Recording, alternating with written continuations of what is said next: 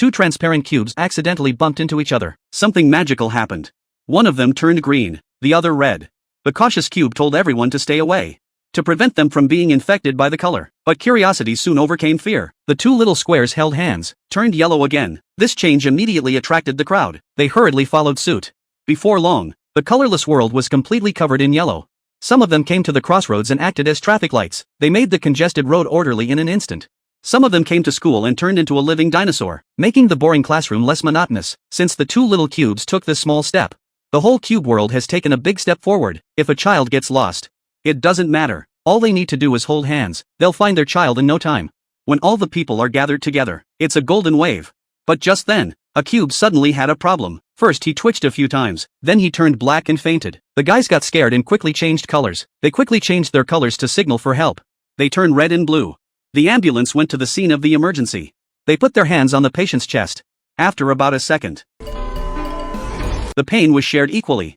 The sick cube finally woke up. It seems that if everyone gives a little love, the world can really become a better place. Gun demons attack indiscriminately on the bridge, putting bullets in the heads of passers-by. Despite the presence of SWAT and helicopter gunships, but there's nothing they can do to stop the gun demon. In a moment of desperation, a shark monster makes a spectacular appearance from the sea. Shark Rat! Oh no!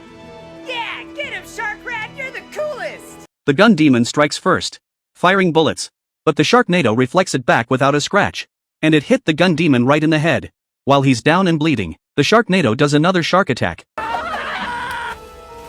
A catastrophe has been stopped in its tracks, and Sharknado is honored by the press. In front of the TV, he said that it was his duty to punish the evil one. But there's more. Do your homework. Sharknado left immediately afterward. The boy in front of the TV was very impressed. And so it goes. Billy's father came home, asked him if he'd finished his homework, and all he could think about was Sharknado saving the world. He ignored his father and went back to his room to play with his dolls. He didn't realize that the real hero was right next to him. Dad said it again. It's time for bed, Billy. Did you finish your homework? Ugh, get bent, Dad. Sounds like you need a chewy goat. Ow! Billy broke his toy and didn't even care, because he knew there would be more toys for his birthday tomorrow. He was so tired of his father's nagging. The next day, her birthday came and went. Her father gave her all sorts of presents. Billy wasn't satisfied. Just then, the pool at the party formed a huge whirlpool. And in a flash, Sharknado appeared out of nowhere. The kids were treated to a water slide in the sky. The game was over. Sharknado asked which one of them was Billy. I'm Billy? Sharknado said that Billy's father had asked him to come over and congratulate Billy. I can't believe the father has such connections. Then Sharknado stopped pretending and told Billy the truth. I am your dad. Shark Rat?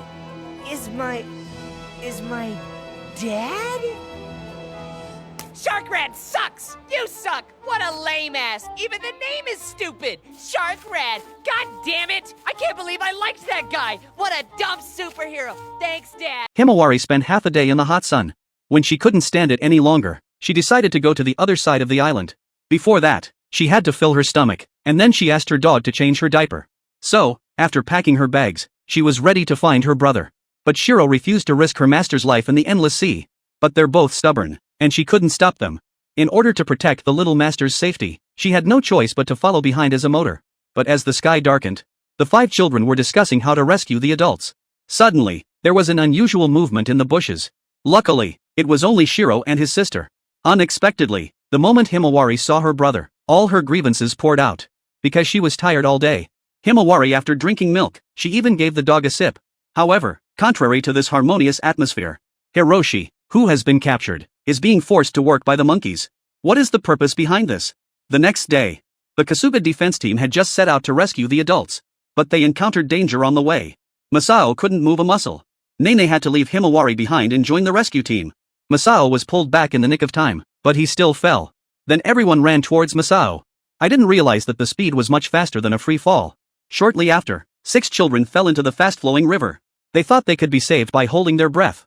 But they didn't realize that there was a cliff and waterfall not far ahead. In a flash, they all fell down. Luckily, the river below was deep enough, except for Shinosuke, who suffered a head injury while carrying his sister. Everyone else was safe and sound. At this moment, Masao suddenly found a delicious banana grove. But they never expected, they ran into those wild monkeys again. The 5 children were instantly surrounded by them. Shiro wanted to show off his power. But the reality is completely opposite to what they imagined. The next moment, Shiro was thrown around like a ball. Then it was the turn of the Kasukade defense team. Nene only put up a few fights before losing. And Bakken can't even dry his nose. And Kazama doesn't even get a chance to fight back. Only Shinosuke, who was tending to his baby, escaped by accident. Under the direction of the Monkey King, the 4 of them and a dog were put on a train and left the place. Before they could react to the shock, the sky began to rain. Then Shinosuke followed the direction the monkeys had left.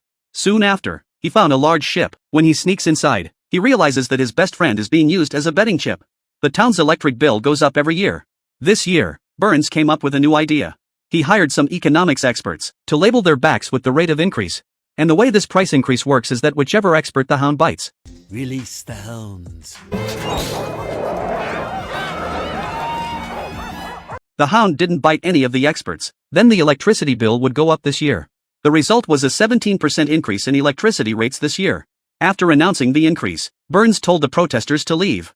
Kirk's not going anywhere. New says Burns is just shutting the door and letting the dogs out.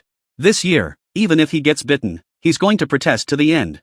Burns thought Kirk was underestimating him. So he had his employees release radioactive vapors.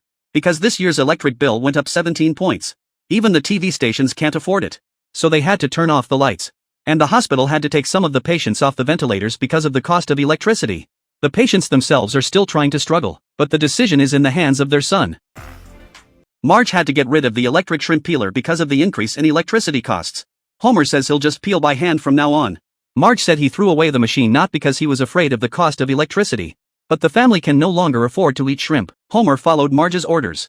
He planned to get rid of all the unused electrical appliances in the house. He found a parking meter by accident, and it looked like it was working. So he planned to bring it home. Suddenly he remembered that Marge had given him a list of junk he couldn't take home. Checked it and realized it didn't include a parking meter. Parking meter, you're working for me now. Mannequin heads, you're working for me now. Homer took the meter to the curb and pretended to have an extra parking space. Flanders was the first to fall for it. Flanders came up and tried to swipe his card. Homer reminded him that the meter was for coins only. When he had the money, all Homer had to do was move the meter and wait for the next person. Although this money seems to be easy to earn, but the process of carrying it is somewhat of a physical labor. And there are a lot of idiots out there. A day's earnings amounted to a sack. Homer's wish now is to lie down on his hard-earned money and have a good night's sleep.